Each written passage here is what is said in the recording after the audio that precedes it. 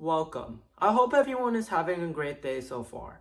Today we will talk about the vertex form of a parabola as well as how to find the x-intercepts of a vertex form equation.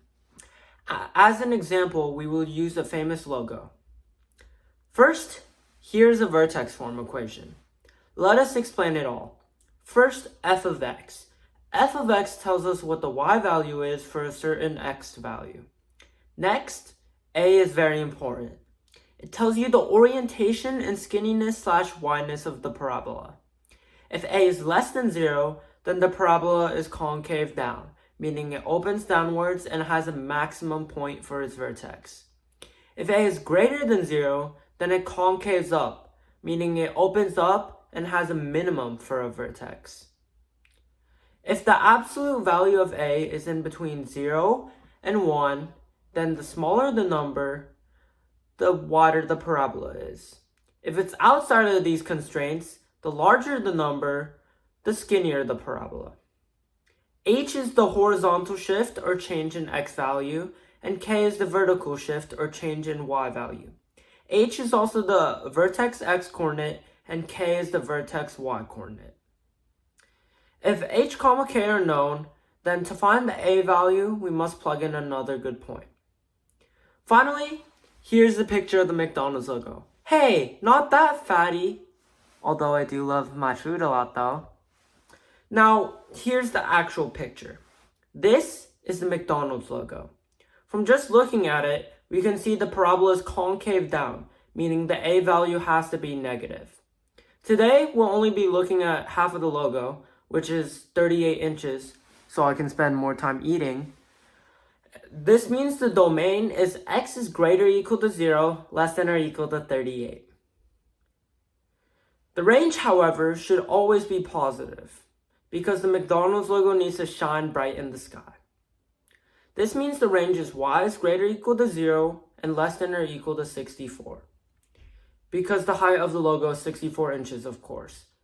To find the vertex x, we average the x-intercepts at approximately 0 and 38 to get the vertex x is 19. At 19, the y value is 64, which means the vertex y coordinate is 64 inches. Now, we can plug it into the vertex form equation to get f of x equals a parentheses x minus 19 parentheses squared plus 64. To find a, we need to plug in another point.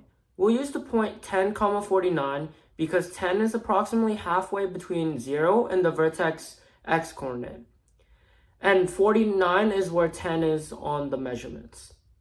First, plug in the point, then subtract 64. After, you want to divide both sides by 81 to isolate a. Then, you get the a value, which is approximately negative 0.19. Now we can plug it back into the previously referenced vertex form equation to get f of x equals negative 0.19 parentheses x minus 19 parentheses squared plus 64. To find the exact x-intercepts, we first plug in y as 0. Then we subtract 64 again. We divide both sides by the a value. Then we square root both sides to get two solutions.